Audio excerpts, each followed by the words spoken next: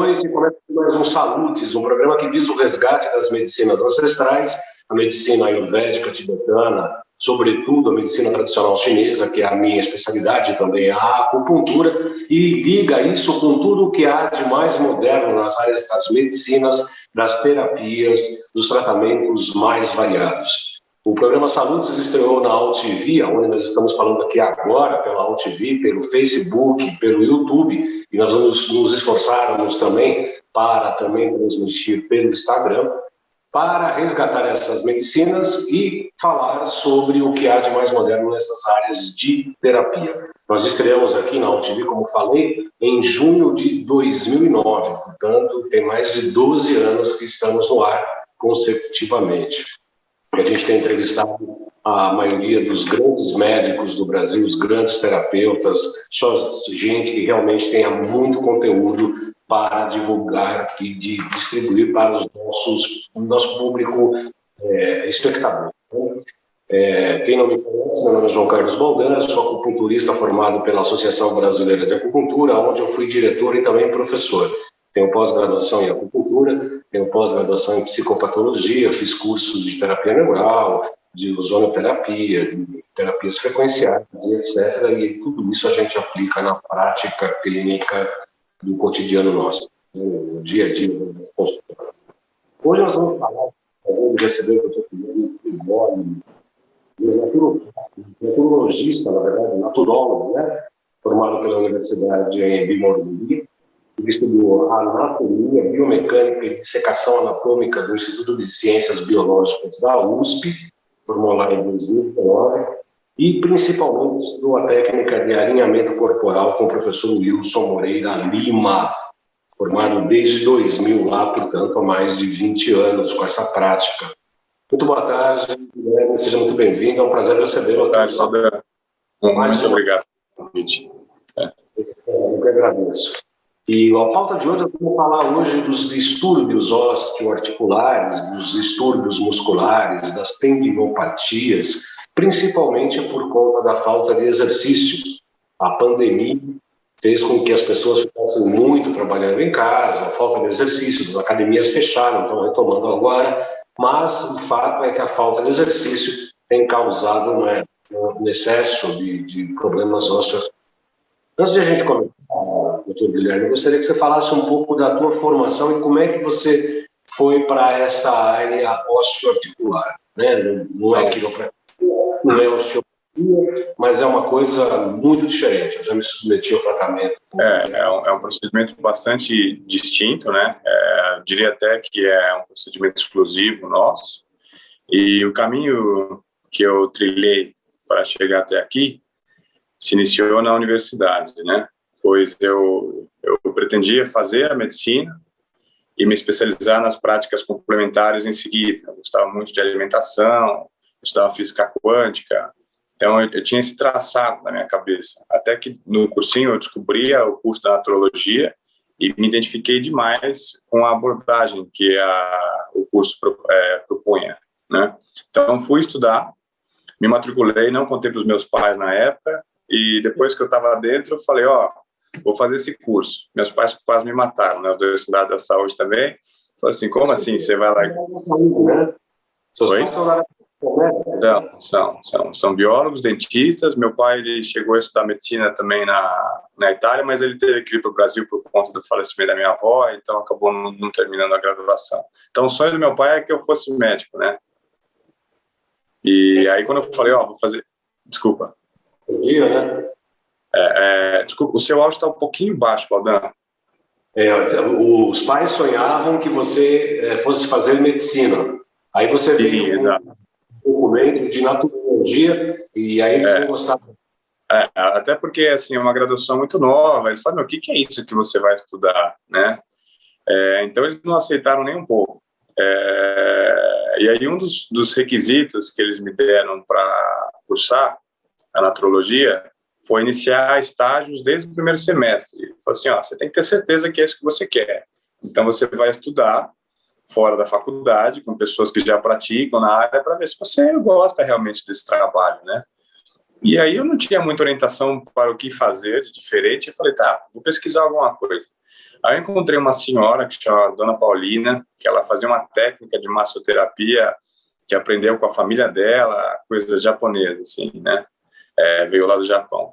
E eu comecei a assistir ela trabalhar. Eu gostava muito do trabalho que ela fazia, ela aliviava a dor de muita gente e me ensinou a botar a mão na massa, né? Fazer alguns trabalhos diferentes de massoterapia. Eu comecei a aprender e eu não tinha quem atender. Então, qual foi a minha alternativa? Eu precisava botar meu conhecimento em prática. Eu fui para a comunidade. Na época, a natrologia, ela tinha um grupo de atendimento que acredito que tem até hoje, lá na casa do Zezinho, no Capão Redondo. O pessoal fazia o atendimento. Então, eu conversei com o professor responsável e comecei a trabalhar na casa do Zezinho com os conhecimentos que eu aprendi na faculdade e com as práticas que eu estava fazendo extra, né, fora da faculdade. E começou a dar certo, as pessoas gostavam do trabalho que eu fazia, eu conseguia ajudar a aliviar a dor, e eu percebi que eu gostava de trabalhar com as mãos, né? Então eu falei, acho que é um caminho interessante, funciona, as pessoas ficam melhores, eu vou investir mais nesse conhecimento. Então eu conheci algumas práticas de osteopatia que foram criadas nos Estados Unidos, um amigo me apresentou, e fui estudar.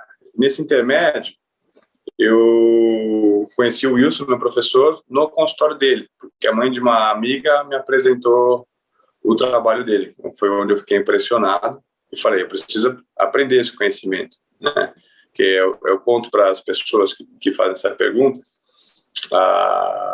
essa mãe da minha amiga estava com uma dor absurda na costela, que ninguém arrumava.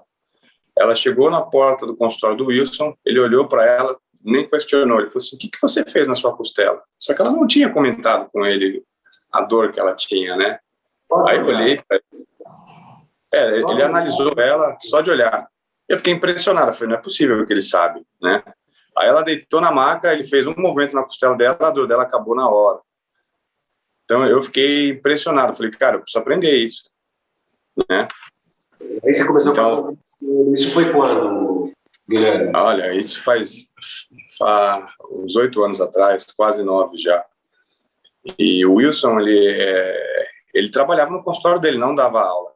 Então eu fiquei 8 meses assistindo ele trabalhar, para ele se convencer que eu queria aprender. Ele deixava eu ficar no consultório dele assistindo, então eu conciliava com a minha faculdade. 8 meses depois ele falou, tá bom, você quer aprender, eu vou te ensinar.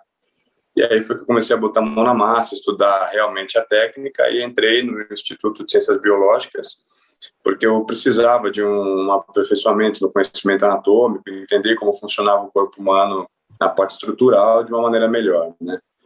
E aí foi caminhando. Esse método foi desenvolvido pelo professor Wilson ou ele já... Foi desenvolvido pelo Wilson. Ele dissecou cadáver por uns 13 anos e através das avaliações, das observações anatômicas e biomecânicas, ele foi percebendo os mínimos detalhes de encaixes estruturais e compreendeu que era possível movimentar a estrutura do corpo para trazê-la para um eixo mais correto, mais natural, né? Eu, como paciente, Guilherme, eu conheço quiropraxia, conheço osteopatia de várias escolas, de vários profissionais, e a técnica que você pratica é totalmente diferente. Eu posso falar isso porque eu sou paciente também dessas mobilidades, alguma que estava fazendo aqui no consultório a título de acompanhamento e de apoio ao trabalho de acupuntura, que não é nossa área, obviamente. A gente faz um estiramento cervical, a gente estica um negocinho, uma coisa aqui, mas nem em comparação com o trabalho que vocês fazem. O fato é que eu conheço técnicas corporais e fiquei absolutamente bem impressionado quando eu fui ao seu consultório, porque a técnica é próxima à osteopatia na questão da sutileza, né? São toques, pequenas manobras, às vezes à distância do que você imagina, e é uma coisa muito, muito sutil. Como é que uma terapia tão sutil, Guilherme, pode surtir efeitos estruturais tão importantes? Ela é interessante porque ao mesmo tempo que ela é sutil, ela é muito profunda, né? A sutileza está em não utilizar força ou alguma espécie de agressão de movimento para movimentar, né, para mover o esqueleto ou a musculatura do corpo. Então, boa parte da técnica vem da interpretação do toque do terapeuta para compreender como ele vai movimentar aquela estrutura, né? E com o tempo você aprende, pois cada corpo, cada estrutura óssea tem uma densidade. E se você força demais a densidade do osso, o organismo sente uma agressão, então ele se protege. Então, o que nós fazemos é entender qual que é a densidade do osso da pessoa e realizar a movimentação estrutural nas articulações, de maneira com que você leve a articulação para o lugar sem que você gere qualquer tipo de agressão que o corpo se defenda. Aí a estrutura anda com maior facilidade. Por isso a gente não utiliza a força e a gente tem bons resultados na manipulação. E da onde vem a força a intensidade do movimento? Quer dizer, é energético, é o movimento? Não, é puramente físico, né? Você acaba desenvolvendo uma sensibilidade ao longo do tempo, com a prática. Na hora que você encosta na pessoa e você aplica uma leve pressão com o corpo sobre a pessoa, você sente o quanto a estrutura, a articulação óssea vai abrir, ela vai ganhar espaço para você fazer a movimentação, né? Então, um detalhe da técnica, que é o que requer bastante conhecimento anatômico, é que são movimentos precisos, às vezes milimétricos, mas você precisa pegar na posição correta, no ponto correto. Às vezes é uma questão de 5 milímetros, se você pega para um lado para o outro, dá a diferença de você acertar o movimento ou da estrutura nem sequer se mexer, entendeu? É que nem um ponto de acupuntura, né? Você tem que ajustar. Isso, não é qualquer lugar, você tem que entender aonde está. Exato. Você não consegue o efeito desejado. Muito bem, nós estamos falando pela TV, estamos falando pelo Facebook, pelo YouTube, no canal Salutes, um programa que visa o resgate das medicinas ancestrais e unir isso com técnicas de ponta da área da medicina, das terapias integrativas e etc. O Xerex dirigindo aí a nosso programa, espero que ele esteja colocando nossos GCs aí. Nós temos a loja virtual, nós temos o nosso contato no Instagram, temos o YouTube, temos o e-mail, temos o WhatsApp da nossa clínica e etc. E o programa de hoje nós estamos falando sobre a falta de mobilidade, a falta de exercícios, que acabou sendo de fato por conta da pandemia e pode ocasionar um problema nas osteoarticulares. A pandemia parou todo mundo, né? Hoje as pessoas estão buscando sequelas, com efeitos dessa parada nos movimentos, como distúrbios osteoarticulares no seu consultório.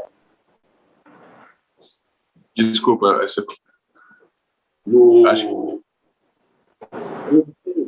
as pessoas pararam muito de praticar exercício. Você está me ouvindo? Sim, agora estou te ouvindo. As pessoas estão te procurando por conta da pandemia, de ter parado os movimentos com alguns distúrbios osteoarticulares. Aí estão chegando no seu consultório por conta dessa parada? Sim, com certeza. As pessoas acabam sempre vindo ao consultório, mas eu pude notar que com a pandemia, os quadros de dores, principalmente ocasionados por sedentarismo, aumentaram demais, né? Como você falou anteriormente, as pessoas pararam de fazer atividade física, ficaram em casa. E aí você tem dois fatores que acarretam muito o aumento das dores, das limitações da estrutura. Primeiro que você tem um enfraquecimento da musculatura e alteração dos tecidos ósseos, quando você deixa de praticar atividade física por um tempo, né? Você tem que lembrar que o sedentarismo não é a quantidade de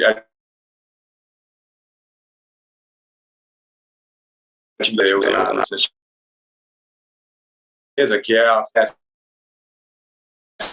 né? Problemas no corpo. E o que acontece quando a pessoa tem um enfraquecimento da estrutura é que ela não tem mais a força suficiente muscular para sustentar adequadamente a estrutura óssea dela.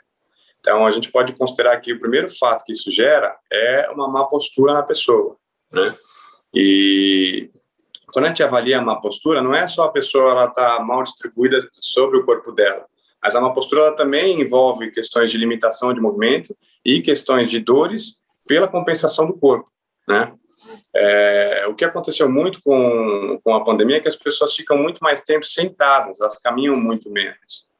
Eu gosto de dar o exemplo quando a pessoa vai fazer uma viagem de avião por um tempo muito longo, umas 8 horas. Ninguém aguenta ficar sentado na cadeira 8 horas na mesma posição. Imagina para a China, 24 horas de voo. Exato. Então, o que acontece?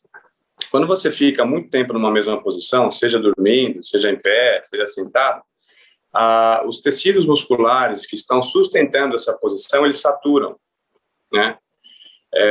Eles começam a cansar de sustentar a estrutura naquele ângulo. E aí, qual é a vontade que a pessoa tem?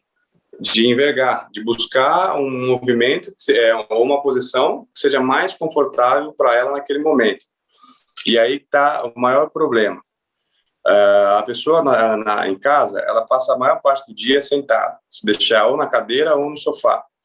O sofá é ainda pior porque ele não dá sustentação. A maioria dos sofás das pessoas, eles têm um assento mais mole, mais fundo, e isso não dá sustentação para a bacia suportar a coluna. Ela senta, ela afunda, né? E aí você associa o enfraquecimento muscular com a saturação da musculatura de ficar na mesma posição, a pessoa ela vai entortar, ela vai compensar para buscar algum alívio. Como a estrutura muscular está muito fraca, a pessoa passa 20, 30, 40 minutos, 1 hora numa posição errada, ela entorta a estrutura óssea. Você entendeu?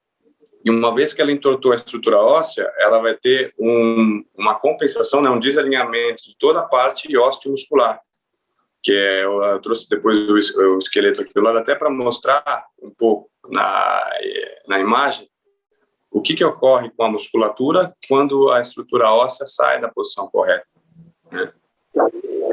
Eu gostaria que você explicasse isso, Guilherme, porque é um assunto bastante interessante, porque a gente tem a impressão que são os ossos que seguram toda a estrutura muscular, mas os músculos e os tendões também dão um certo sustentação aos ossos. Isso é muito interessante. Que na verdade é verdade. É uma via de duas mãos, né?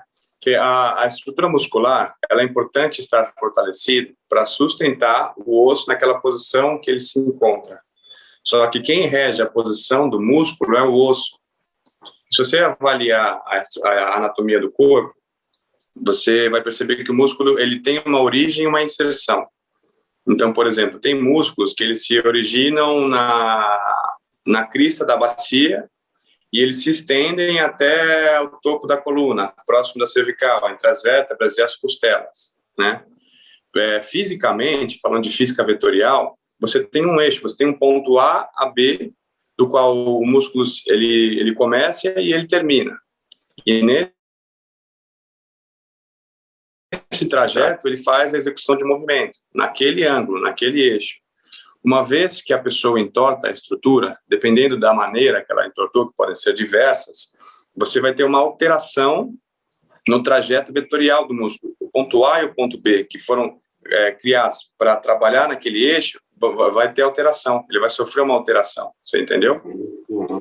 E aí, o que ocorre? Na hora que o músculo vai executar a função de movimento dele, ele tem alguma falha, ele pode ter perda de movimento, ele pode falhar na contração, ele pode ficar comprimido por conta da alteração da estrutura óssea. Então, o músculo ele vai sempre sustentar o osso aonde quer que ele esteja, mas isso pode ter consequências, né? E aí que entra o processo de compensação da estrutura osteomuscular. Eu gosto de falar osteomuscular, não músculo esquelética, porque eu enxergo o osso como uma causa primária para você ter disfunção muscular, entendeu? Uma vez que o osso está desposicionado, ele está desalinhado, ele vai forçar a estrutura muscular a trabalhar num ângulo errado, seja por excesso de extensão, por contração ou por até uma compressão, uma torção na parte muscular. né? Que aí entra o meu trabalho de compreender que se você não reposiciona a estrutura óssea anteriormente à correção do músculo, ele não tem a capacidade de se adaptar na posição correta, porque o osso está sempre fazendo com que ele fique torto, você entendeu? Nós estamos chegando na nossa meia hora do nosso programa Saúde desta quarta-feira. Vou pedir para o Xerec para a gente conhecer um pouco da nossa clínica aqui em São Paulo, que fica na Rua 7 de Abril, entre o metrô República e o metrô Anhangabaú, bem no centro da cidade. Xerec, coloca aí no internet.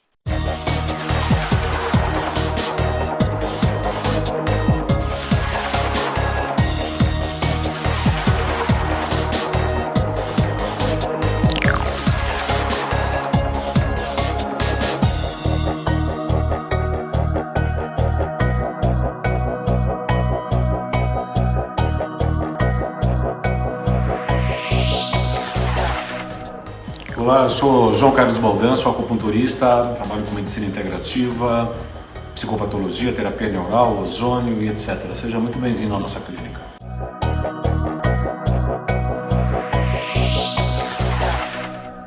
No programa Saúde desta quarta-feira estamos recebendo o Guilherme Frugoli, que é um naturologista, um naturopata, que trabalha sobretudo com algumas técnicas importantes de alinhamento corporal. Ele fez o curso com o professor Wilson Moreira, se formou em 2020, estudou anatomia, biomecânica e dissecação anatômica do Instituto de Ciências Biológicas da USP, onde se formou em 2019. Nós estamos falando hoje sobre os distúrbios osteoarticulares, sobretudo os advindos por conta da pandemia e as dores, os problemas osteoarticulares que chegam no consultório do Dr. Guilherme com bastante intensidade nesses momentos. Quais são as principais queixas, Guilherme, que as pessoas chegam hoje no consultório? São dores, etc.? De longe, a principal queixa das pessoas é na região quadril e lombar. É a região mais afetada pela estrutura, é onde ela mais compensa qualquer desalinhamento ou sobrecarga que a estrutura possa sofrer. Em sequência, as pessoas apresentam muitas queixas cervicais também, né? Mas anatomicamente avaliando, é muito interessante você perceber que a grande maioria dos problemas cervicais, eu diria mais de 90%, eles estão associados a problemas primários no quadril, né? Então você tem uma perda de espaço articular do quadril e você tem uma compressão de baixo para cima das vértebras, você tem perda de espaço intervertebral, que acaba gerando essa compressão na região cervical, ou desvios musculoesqueléticos na região cervical e consequentemente. E aí você tem problemas de ombro e joelho que vem em terceiro lugar, são os principais. Você está me fazendo lembrar, Guilherme, sobre a terapia crânio-sacral, né? É muito interessante. Exatamente, é como se fosse uma balança, né? E um dos pratos é a questão cervical e o outro é a região lombar, né? Lombar e cervical. A terapia crânio-sacral faz exatamente essa abordagem. E geralmente quem tem um distúrbio na lombar tem uma compensação na cervical e vice-versa. Isso vai ser sempre pela questão de compensação e busca de equilíbrio do corpo, né? Porque o corpo ele precisa se manter funcionando. Então, naturalmente, a estrutura... Isso é muito interessante de estudar a criação da natureza, porque a estrutura biomecânica ela foi feita para se compensar automaticamente, né? E você ainda tem as reações que o cérebro cria para buscar o equilíbrio para o corpo, né? Que aí são os encurtamentos musculares, as compensações de equilíbrio, mas... sempre que você entortar, mesmo que seja o seu pé, qualquer um dos pés, o seu corpo inteiro vai se adaptar a essa posição, né? E se você estudar a anatomia da coluna, tirando as costelas, tirando o quadril, você tem um pêndulo, desde o atlas, que é a primeira vértebra cervical, até a base, que é o sacro e o cóccix. Se você observar, é como se fosse um pêndulo. Então, o corpo trabalha nesse movimento pendular de compensação. Então, não tem como você sofrer uma alteração esquelética na cervical, na lombar, e não ter alteração na outra parte. Entendeu? Entendi. É um conjunto, sempre vai acontecer. É uma visão, eu não gosto da palavra holística, que caiu muito todo mundo agora virou holístico, que nem um abraço quântico, beijo. Mas é uma visão completa, né? É uma visão do todo. Mas é uma visão, não tem como, né? É uma estrutura só. E a gente sempre fala. Exato. Exato. Eu costumo explicar para os pacientes as consequências primárias e secundárias de um desalinhamento, né? Primeiro, as pessoas não entendem porque às vezes elas têm dor no ombro e o problema delas está no quadril. A primeira coisa que eu explico para elas é que essa distinção do que é ombro, do que é braço, do que são membros, do que é tronco, cabeça, é uma divisão humana que foi feita para nós conseguirmos compreender o corpo humano, para você estudar a ciência. Mas para a natureza não existe distinção entre braço, perna, é uma coisa só. O corpo é uma coisa única, né?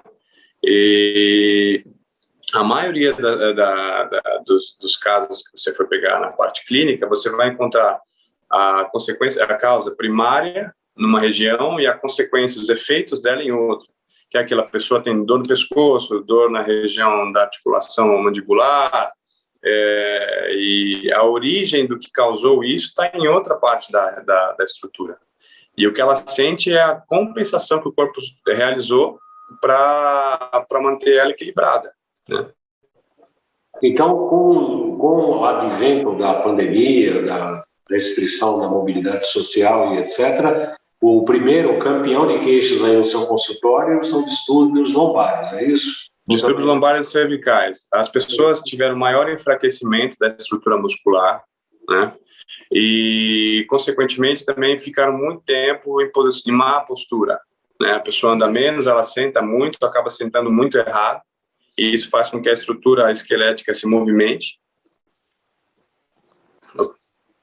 Oi? Perdão, ligaram no telefone. Faz com que a estrutura esquelética se movimente e, consequentemente, ela tem dor. Até porque, se ela tem uma estrutura muscular mais fortalecida, ela consegue sustentar essa estrutura esquelética e não ter dor. É muito o caso daquelas pessoas que pegam muito peso, que são muito fortes, né, que fazem a hipertrofia. É comum você observar esses atletas durante a vida de atividade física não reclamarem muito de dores, com algumas exceções. Porém, quando eles param de treinar, pelo excesso de carga que eles atribuíram na estrutura a vida inteira e a falta de força muscular que eles tinham, eles têm muitos problemas na parte estrutural. Hérnia de disco, problemas ligamentares, problemas articulares que vêm a aparecer depois que a pessoa para a atividade física, né? Pelas informações que dispõe, Guilherme, mesmo a hérnia de disco, que é um prolapso, ela começa com um prolapso da própria estrutura muscular, né? Se você conseguir fazer o espaçamento da vértebra entre uma e outra... Você tem a regressão do disco. Tem regressão isso, não tem? Você tem a regressão. No caso da hérnia de disco, é importante você avaliar que muitas das dores que as pessoas sentem, embora elas possam ter diagnóstico de protusão em hérnia de disco, não são provenientes da compressão discal. Você já tem até uma série de estudos que comprovam que não dá para você associar a intensidade da dor da pessoa com o grau da hérnia que ela tem, da protusão que ela tem, né? Você tem que avaliar o contexto inteiro, porque muitas vezes a pessoa tem uma protusão pequena, mas a composição estrutural músculo-esquelética dela está gerando alguma compressão muito grande em determinada parte do quadril, da lombar, ou da própria parte posterior da perna, e não é decorrente da protusão que ela tem essa dor, você entendeu? O que acontece é que ela tem a dor, ela tem a protusão e tem uma compressão músculo-esquelética por conta da resultante da estrutura dela, pelo jeito que ela está atuada. E aí você tem que fazer a correção dos dois, corrigir o espaço intervertebral e tirar essa compressão que ela está sentindo dentro da estrutura, né? E dá para ter um procedimento não invasivo, não cirúrgico, dá para você ter uma... Dá, na maioria dos quadros dá. O que eu observo na parte clínica é que as pessoas que têm uma hérnia extrusa que acaba comprometendo a compressão de todo o canal nervoso, é um processo um pouco mais complicado, porque a regressão da hérnia, ela é demorada e a pessoa acaba tendo dor 24 horas, seja deitada, sentada, em pé, a dor não passa, ela é incessante, né? Mas a maioria dos casos onde a pessoa apresenta uma hérnia de disco, seja ela cervical, seja ela lombar, é possível você tratar isso sem intervenções invasivas, sem processos cirúrgicos. A grande maioria dos casos é possível. Isso é um conhecimento que está sendo absorvido pela ortopedia clássica ou você ainda acha muita resistência na questão da medicina convencional? Olha, existe a resistência da ortopedia, né? Mas também este meu conhecimento não é difundido, né? Eu sou o único aluno, de fato, que teve um aprofundamento do conhecimento que o Wilson desenvolveu, que ele acabou descobrindo, e eu pretendo passar isso para frente, porque a ideia é somar conhecimento, né? Não criar barreiras, divisões, falar assim, isso aqui tem que ser assim, ou tem que ser de outro jeito. A ciência ela tem que se conversar, né? Ela precisa de cada vez mais conhecimento para você chegar a conclusões mais aperfeiçoadas sobre determinado assunto. Né? Então, a minha ideia futura é compilar esse conhecimento. Eu estou até organizando um livro sobre o que eu chamo de cinesiologia óssea, que é a parte de movimentação óssea que não é estudada na biomecânica convencional, e apresentar isso para a ciência, para que se possa ser discutido por mais profissionais da área, né? Ótimo, ótimo. Eu vou pedir para os internautas que deixem os comentários, porque nós não estamos fazendo o programa ao vivo, nós estamos gravando, então a gente não consegue responder as dúvidas, as interrogações dos internautas ao vivo online. Mas vocês escrevem no Facebook, escrevem no YouTube, que a gente encaminha. O Guilherme também vai encaminhar as perguntas. O que tiver alguma coisa, a gente responde e vamos atender a todos com o maior prazer do mundo. Guilherme, que as pessoas que queiram entrar em contato com você tem site, telefone, WhatsApp, quais são os canais de comunicação para a sua clínica? Olha, se as pessoas tiverem alguma dúvida, queiram conversar sobre casos específicos, elas podem entrar em contato comigo. Honestamente, o melhor canal para eu responder é pelo Instagram, porque o meu WhatsApp pessoal eu quase não uso. Eu indico para agendamento o contato que eu passei do meu consultório, que é entrar em contato direto com as secretárias para fazer o agendamento, mas até como vai ser publicado na internet, e é uma ferramenta que eu uso um pouco mais, se as pessoas tiverem dúvidas, sejam publicar nos seus comentários do Saúde, se quiserem mandar uma mensagem por inbox para perguntar algo específico de algum quadro, a gente pode responder, eu posso conversar com a pessoa para explicar isso melhor para ela. Qual que é seu Instagram? @ Guilherme Frugoli. Guilherme Frugoli, tudo junto, sem ponto, sem nada, né? Tudo junto, sem nada, só isso. E o WhatsApp da secretária, para quem quiser marcar? 011 99702 3387. Repete mais uma vez. 011 99702 3387. Então, eu aproveito aqui quase no finalzinho do nosso programa para colocar os nossos GCs, né? O telefone da secretária do meu consultório é o 11 97 719 2266, 11 97 719 2266. Nosso Instagram é @jcvaldan.acupuntura, o site é jcvaldan, e o YouTube também tem 2 canais, o João Carlos Baldan e o canal Além de Agulhas. E a gente vai em um novo formato agora do Saúdes. Nós estamos fazendo pelo Zoom e toda quarta-feira às 20 horas estamos no ar. Guilherme, em relação à nutrição, em relação a algum tipo de... Você faz isso no consultor? Eu estudei um pouco na faculdade, conheço o assunto da nutrição, mas eu não trabalho com isso no consultório. Sempre que as pessoas abordam o assunto de nutrição, eu indico um profissional que eu acho que seja mais competente do que eu e, claro, qualificado para realizar esse trabalho. Minha qualificação é outra. Pela medicina tradicional chinesa, todos os distúrbios osteoarticular, o ósteo tem mais a ver com os rins, né, sobretudo com a síntese e o trabalho com o cálcio, e a questão muscular com fígado, as questões hepáticas, né?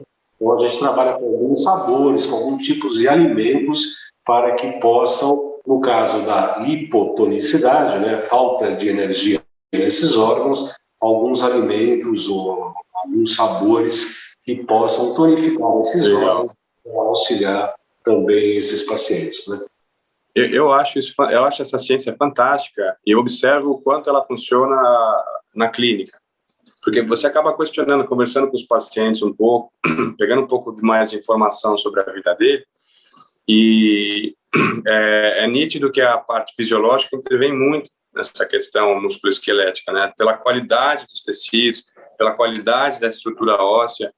Então, sim, como aquilo que a gente estava conversando, faz parte do todo, né? Então, você estar bem alimentado, essa questão da nutrição, ela também faz parte da anatomia do corpo, né? Mas é uma área na qual eu não abranjo. Até você falou da medicina chinesa, eu acho uma ciência fantástica, mas leva anos também para você se aperfeiçoar. Também não é um conhecimento que você vai estudar 2 meses e falar, pronto, agora eu entendo de medicina chinesa. Não. Então, eu tive que escolher um caminho, né? Mas eu concordo muito com isso que você está falando. Eu fiz um curso de 2 anos de formação, fiz uma reciclagem e ainda uma pós-graduação de mais 2 anos e ainda estou aprendendo. E mais a parte clínica, que é onde você mais aprende, né? No dia a dia, com os atendimentos, né? Então... E a gente associa com a biorressonância uma coisa incrível, porque às vezes a gente tem um raciocínio clínico em que a gente às vezes acha que é determinado tipo de procedimento. E na hora da máquina, não sei se isso acontece com você, mas na hora que você está mexendo na máquina ali, ou vai percebendo, ou faz alguns testes com o ITER, etc. Você vai por outro caminho. Eu acho que isso é normal, até porque na clínica, a maioria dos quadros, eles são muito parecidos. E aí você olha um quadro que você fala, eu vou por esse caminho. E no meio do caminho você fala, opa, peraí, esse quadro aqui é totalmente diferente, vamos investigar o que está acontecendo, porque tem algo aqui que não é normal você esperar, né? E aí começa o processo de investigação, de você encontrar aquelas questões precisas que o paciente apresenta, aquela questão individual do corpo do paciente, às vezes um processo que ele sofreu ao longo da vida, ou uma questão até de formação, né, de morfologia que aquele paciente apresenta, né? Exatamente. Por exemplo, e pessoas que sofrem, por exemplo, determinados acidentes, né, tem um trauma. Isso. Como é que a tua técnica trabalha? Olha, eu particularmente gosto de atender pessoas que sofreram acidentes, porque primeiro que é uma pessoa que ela, geralmente, se for um acidente ainda grave, ela necessita muito de cuidado. E é um cuidado muito específico que produz uma diferença muito grande para o bem-estar da pessoa, especialmente se ela teve alguma lesão na parte craniana. Porque você vai ter alteração do sistema nervoso, alteração do sistema cardiovascular, e você vai ter alteração mecânica de toda a coluna, que você só corrige recentralizando o crânio, porque ele altera a posição do atlas e o atlas compensa a lombar. E é impossível você arrumar a coluna dessa pessoa sem que você recentralize o crânio dela, né? Então, você pega pessoas que às vezes sofreram um acidente, seja na coluna, seja no braço, seja na cabeça, a pessoa tinha 15 anos. Com 60 anos, se ela não fez essa correção, você vai encontrar essa lesão no corpo da pessoa e todos os efeitos que ela gerou ao longo desses 45 anos no corpo da pessoa. É um ponto até interessante de discutir, que as pessoas têm a crença de que, com a idade, ela não tem mais reversão do processo, né, de lesão. Na verdade, você tem. Eu explico para os pacientes que o único problema da idade não é que a pessoa chegou a determinada idade e ela não tem mais correção. O problema da idade é que a pessoa teve mais tempo para passar com a estrutura fora do lugar. E isso acaba acarretando outros problemas, que é aquela ideia terapêutica de você descascar a cebola. Então, você encontra uma pessoa com várias lesões, com vários problemas anatômicos, e o corpo vai te mostrando o que está errado, e você vai ter que desconstruir todas as compensações de trás para frente. Porque às vezes ela teve um problema numa vértebra X, teve uma rotação na vértebra, a cadeia muscular vai ter alteração, a parte óssea vai ter alteração, e conforme ela vai fazendo atividade física, vai passando o tempo, ela vai tendo compensações das compensações que ela já tem. E aí você tem que fazer essa desconstrução de trás para frente para que você consiga voltar a pessoa para o eixo correto.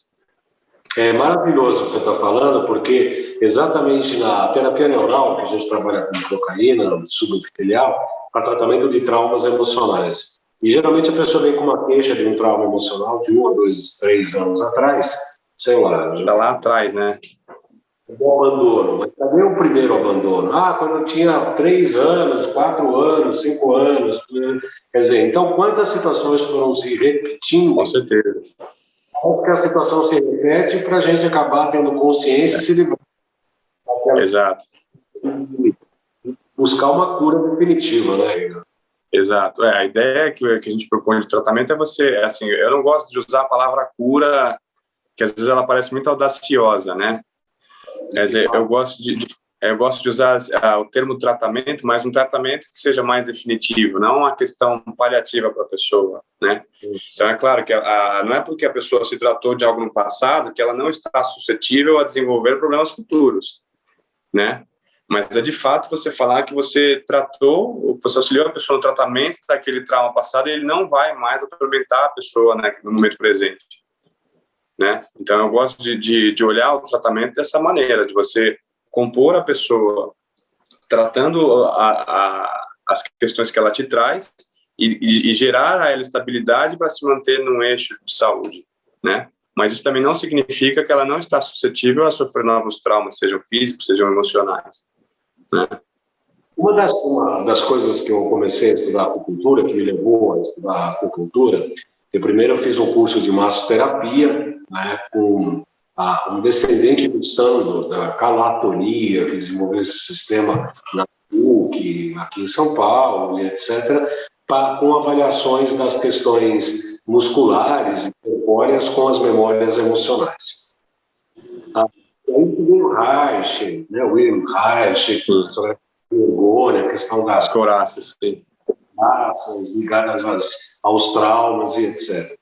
Qual que é a tua experiência de tratar o corpo para lidar com as emoções dos seus pacientes, Guilherme? Olha, um trabalho que eu faço, não são todos os casos, que são casos mais específicos, quando a pessoa tem um distúrbio emocional muito grande, é possível você observar a alteração da posição do osso do externo, tá? Você tem 3 ossos no externo, esses ossos eles se desviam, e a alteração da caixa craniana. O crânio, ele acaba sofrendo essa movimentação por o excesso de compressão das artérias e veias cranianas. Se você dissecar o crânio e olhar ele por dentro, você tem uma série de vasos que se aderem na parede do crânio, né? E quando a pessoa passa por muito estresse, você tem muita compressão desses vasos. E isso faz com que a tampa movimente. Você tem a movimentação da tampa craniana, você tem uma série de distúrbios fisiológicos no corpo. E a questão do externo, que a gente observa na parte clínica, é que muitos dos traumas, onde o pessoal fala da região do timo, tem aquele ponto da medicina chinesa que eu, desculpa, não sei o nome, mas que você faz o esvaziamento energético.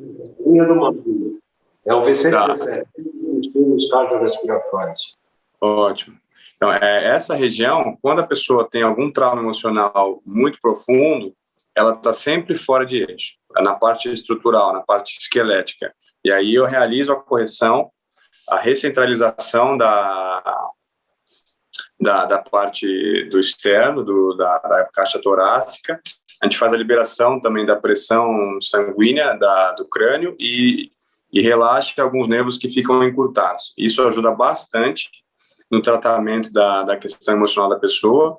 Porém, eu não realizo no consultório alguns trabalhos de liberação da parte muscular, né, de traumas emocionais, mas eu mesmo já experimentei alguns tratamentos que atuam nessa liberação de traumas emocionais que estão na musculatura, e eu percebo que eles funcionam muito. Um exemplo, não sei se você conhece, eu já experimentei a microfisioterapia, e achei um trabalho também muito interessante, né, que é super complementar. Entendi.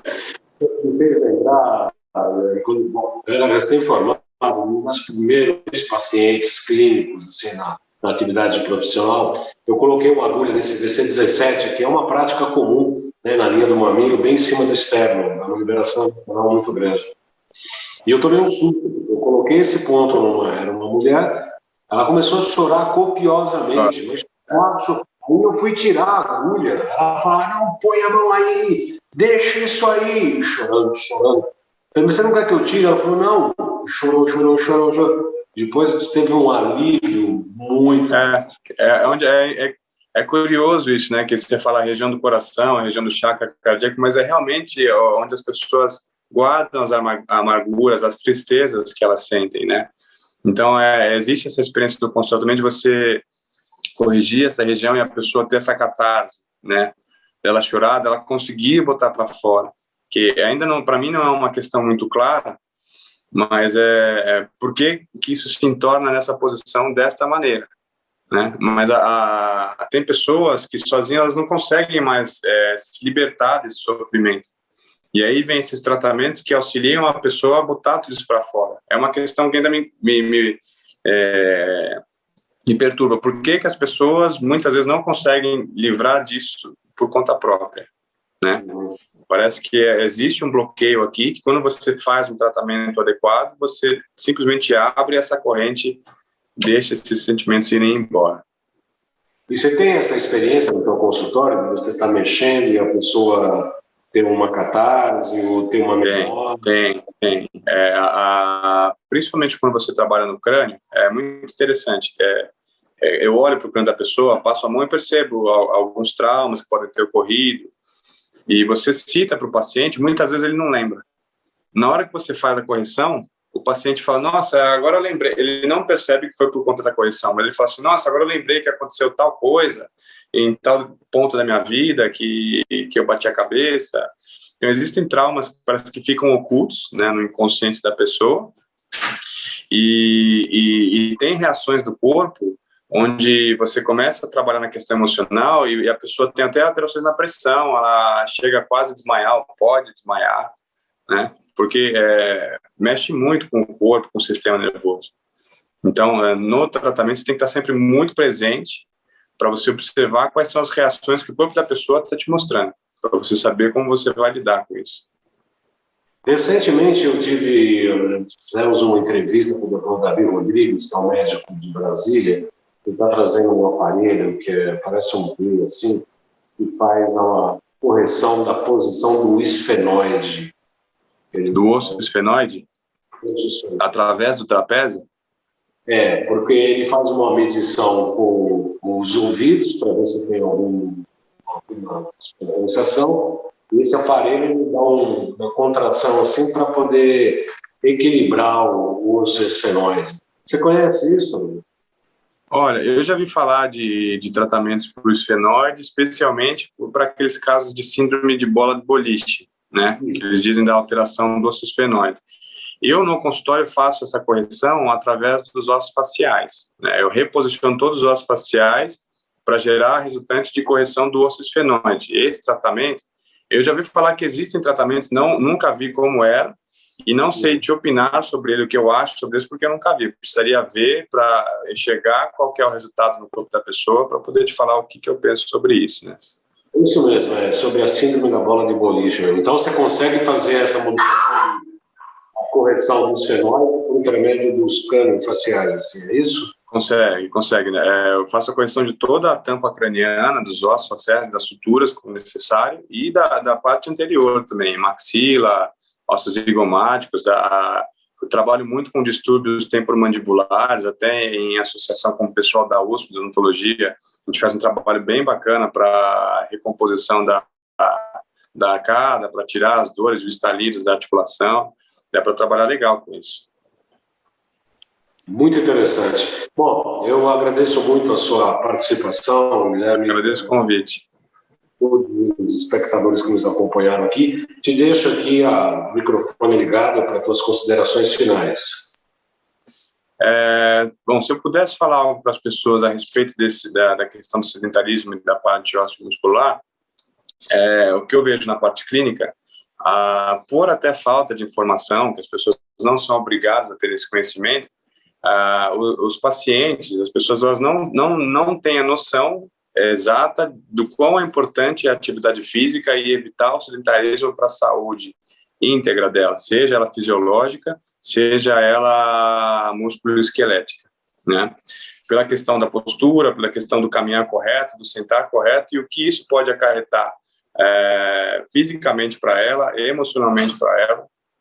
Então, eu gostaria de passar essa informação para que as pessoas dessem mais atenção, mais importância para o cuidado da parte física, da parte musculoesquelética, para cuidar do corpo, do todo da sua saúde, né? Não é só alimentação, não é só o sono, também não é só atividade física. Mas eu vejo que as pessoas, por falta de informação, elas menosprezam o quão é importante deixar o corpo, a parte musculoesquelética, em ordem. Não, e é importante também, né, como as pessoas falam quando vêm fazer sessões comigo aqui de acupuntura.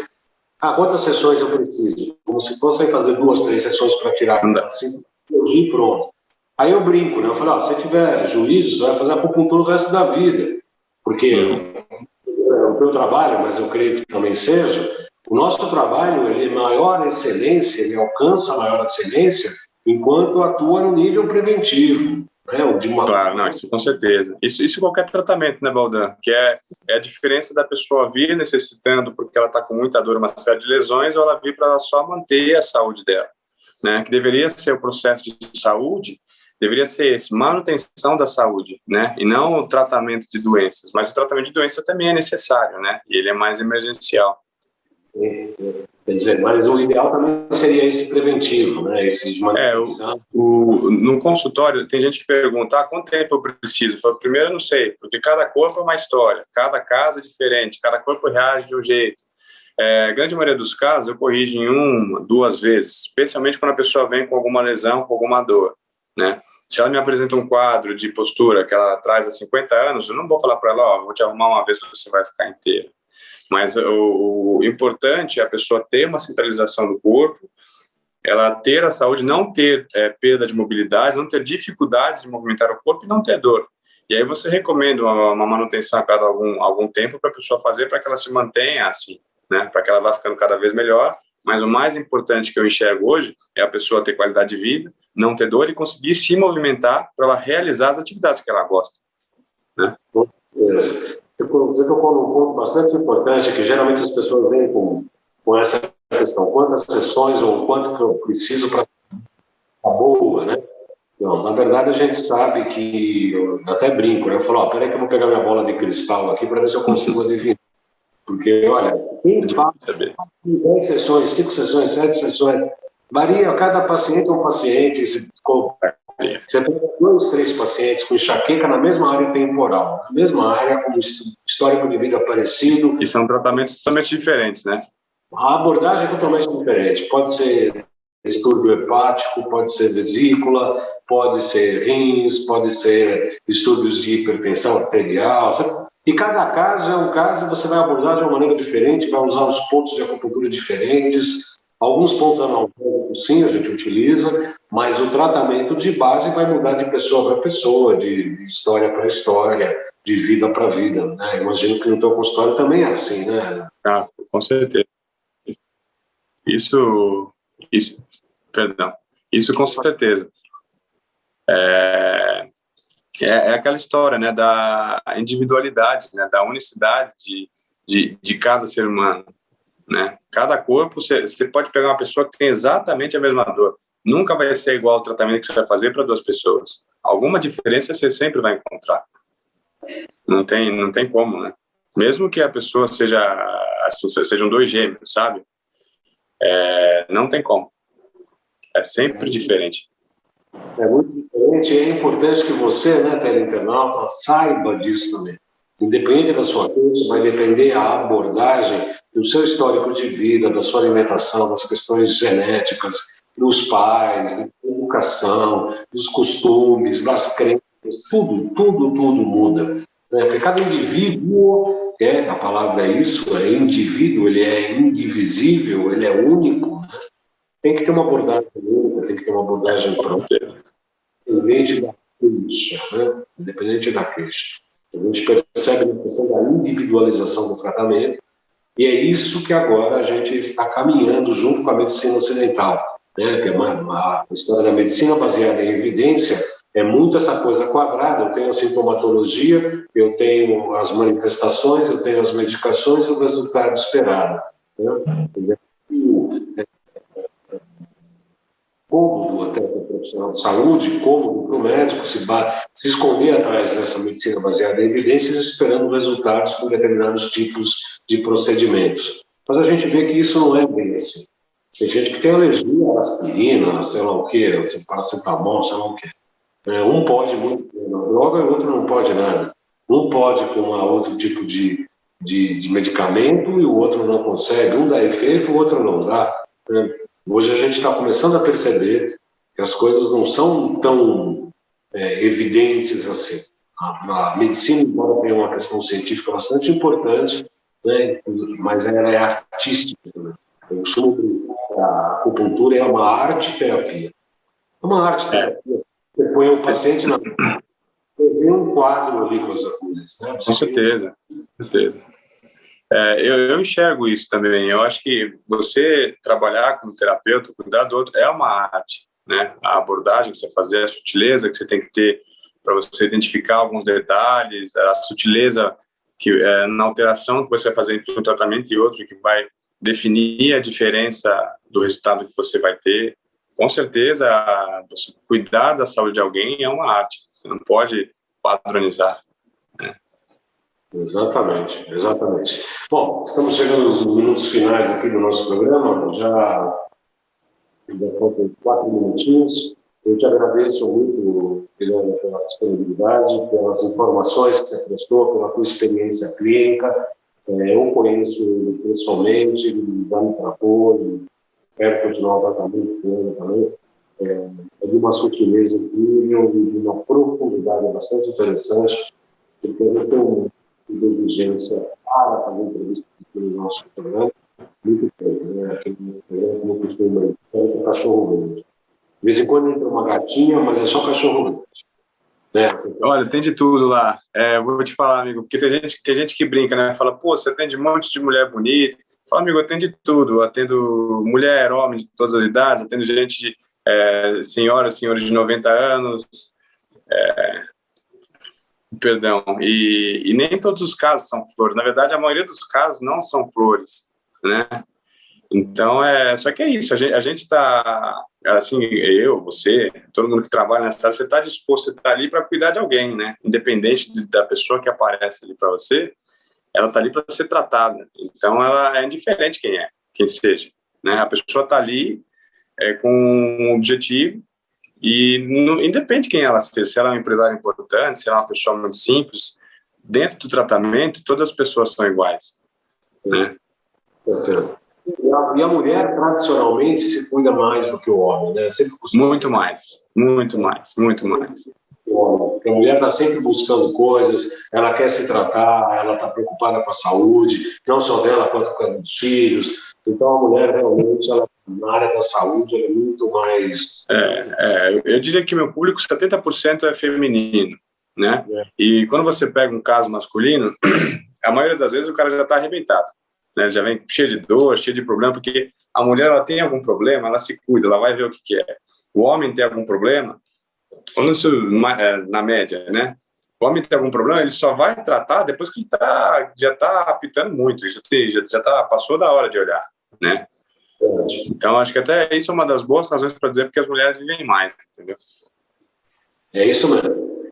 Muito obrigado. Eu agradeço a todos a aula. Eu que agradeço a oportunidade, Baldan. Muito obrigado, viu?